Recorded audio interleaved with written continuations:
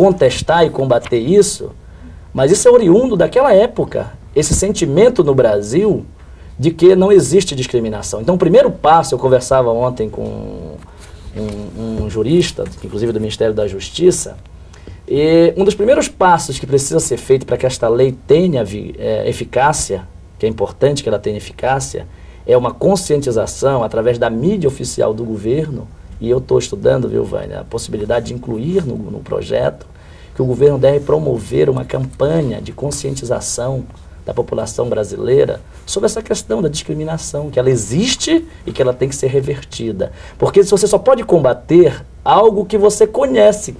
É como um médico. Como é que eu vou combater uma doença se chegar um paciente, eu que sou médico, por exemplo, chegar um paciente comigo e eu não diagnosticar aquele problema?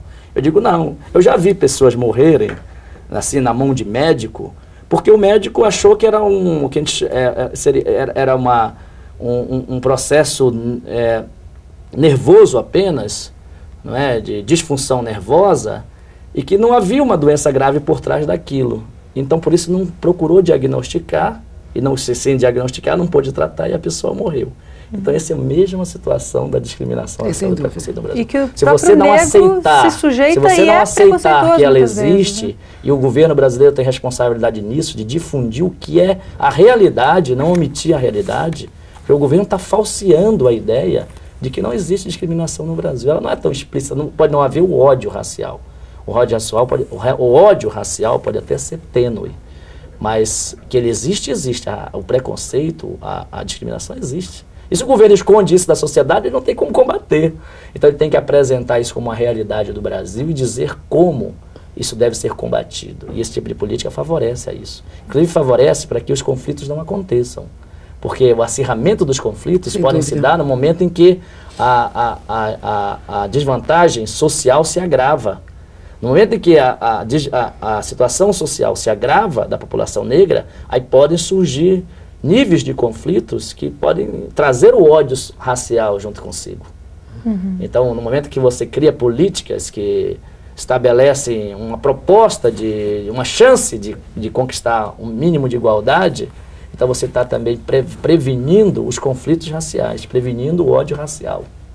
E, senador, efetivamente, como se daria o processo de entrada com essas cotas? A pessoa teria que se mostrar afrodescendente? A pessoa teria que ser negra? Me parece que o consenso caminha para a autodeclaração, ou seja, da consciência. Porque, veja bem, não é fácil a pessoa se assumir também como negra. A Vânia, ela sabe melhor disso do que eu.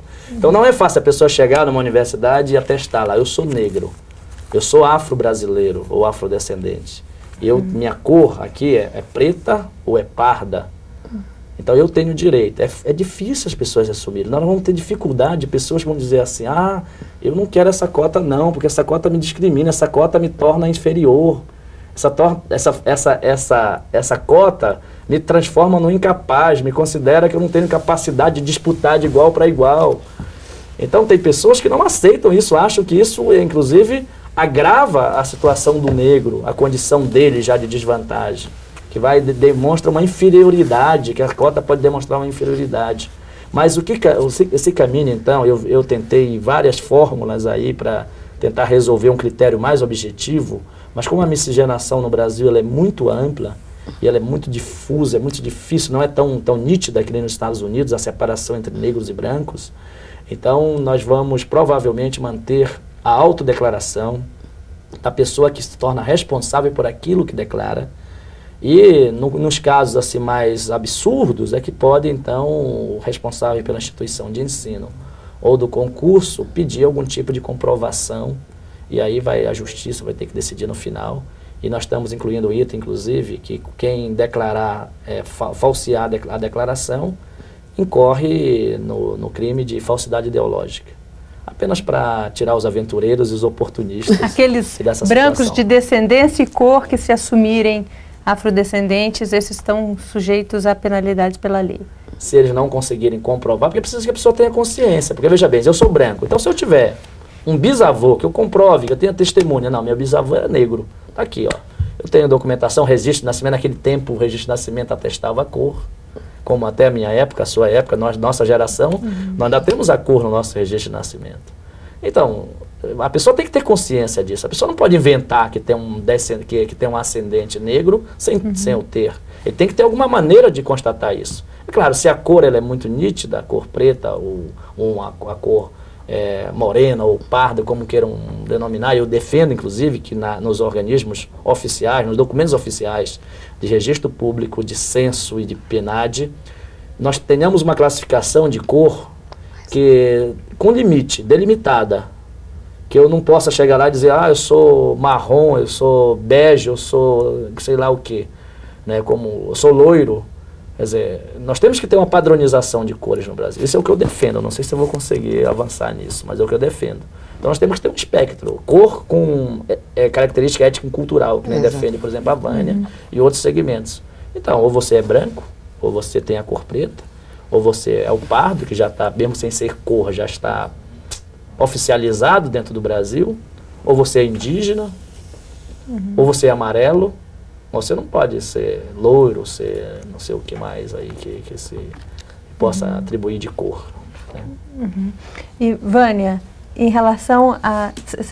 Eu ia fazer um comentário sobre isso, aí também sobre a proposta da comunicação, a comunicação, a divulgação, mas um debate aberto na sociedade. Olha, a gente espera que essa lei não seja um oportunismo, ela também não é um privilégio, né? Na verdade é um mérito nós hoje nos damos a oportunidade de mudar essa situação que a gente viu relatada nos dados do IPEA. Pois então, a população que não se sente, que não se vê alvo desse processo de discriminação, não é obrigada a usufruir desse benefício. Esse é um benefício que a gente está criando, está promovendo para recuperação de um aspecto histórico. Aqueles que se sentem alijados do processo do desfrute igualitário dos benefícios da nação e que se sentem que foram, por isso, excluídos, dada a sua origem. Por isso é que nós não abrimos mão do conceito de origem étnico-cultural, da origem social do grupo negro. Nós não abrimos mão da história do passado. Nós estamos querendo, com essa legislação, não apenas ela, dar um retorno positivo ao que é história. Eu ia falar, em relação ao índio, ele também é uma minoria, ele também pelo menos houve uma tentativa de escravizá-lo ao longo da história. O índio também teria direito a esse acesso, a essa cota? Eu vou dizer uma coisa. O fato de não ter sido escravo faz uma diferença enorme. Mas, evidentemente, o que nós temos como atrocidade em relação à população de origem indígena no Brasil, população indígena, é alguma coisa que nós, todos os brasileiros, devemos nos envergonhar. Agora, o que nós também ressaltamos é o fato das organizações dos indígenas, do movimento, que eles fazem hoje, e nessa casa, discutem seus direitos. Existem iniciativas da mesma natureza, participação específica da população indígena em universidade. Isso está sendo colocado em prática em alguns estados. Fruto do quê? Do atendimento, da reivindicação das organizações do movimento indígena. Mas isso não devia ser feito em parceria? Pois é, mas eu estou empenhado. Eu não sei se vou desvirtuar, se vou conseguir também, como eu disse, às vezes nós temos as nossas limitações. Nem sempre o que o relator propõe é aprovado. E nem sempre o relator consegue propor aquilo que é a sua concepção. Mas eu estou empenhado em transformar um pouco esse projeto numa política de ações afirmativas para as minorias no Brasil. Se bem que a população negra não é tão minoritária como eu já falei, representa 45% da população. O Brasil é o segundo país, em termos de população negra do mundo, só perde para a Nigéria. Então, veja, como é que eu estou hoje, digamos, empenhado para solucionar isso? É abrir também um dispositivo na lei, autorizando, aí seria uma coisa autorizativa, ficando a critério de cada universidade, de cada órgão público, que eles teriam autonomia de estabelecer cota de até 5% para outros grupos minoritários. E nós resolveríamos, então, esse problema, digamos, da população indígena em alguns estados, principalmente da Amazônia, que essas pessoas poderiam, como na Universidade do Amazonas, me parece que já existe a cota para os índios. 30? E também nos concursos públicos. Então, primeiro, dá essa outra conformação ao projeto, de ser um projeto que visa também atender outras minorias, não só a população negra, embora o enfoque central seja a população negra, que pela representatividade dela no conjunto da população brasileira. E a outra possibilidade que estudo, que examino, é exatamente a de que o projeto não se fixe apenas na questão da cota na universidade, e como eu falei no começo, nós estamos tentando evoluir para a geração de emprego também no setor privado. Por exemplo, as empresas que assinam contratos com os governos, né, as obras que são licitadas, que as empresas... Essa é uma legislação já padronizada nos Estados Unidos. Por exemplo, as empresas que se beneficiam de incentivos fiscais, que devam também empregar pessoas negras ou minorias, mais ou menos nesse mesmo percentual. Quer dizer, nós queremos transformar um pouco esse projeto, dar uma outra vestimenta para ele, no sentido de ser mesmo... Até porque eu acho que isso é mais assimilável pela população brasileira. Como exatamente o preconceito é tão forte, se nós deixarmos um projeto direcionado somente para a população negra, sabe, vai criar uma dificuldade muito maior de eficácia desse projeto do que se nós abrirmos um pouco para um conjunto de medidas que vislumbre melhores dias para a população em desvantagem social. Eu queria apenas também mencionar que se discute na Câmara hoje o Estatuto da Igualdade Racial. É um projeto muito importante, também no sentido de buscar meios de melhor igualar, melhor aproximar, eu diria, os indicadores sociais da população negra com a população branca no Brasil. É um projeto muito interessante que não está no Senado ainda. Quando vier para o Senado, certamente nós vamos também debatê-lo com muita ênfase.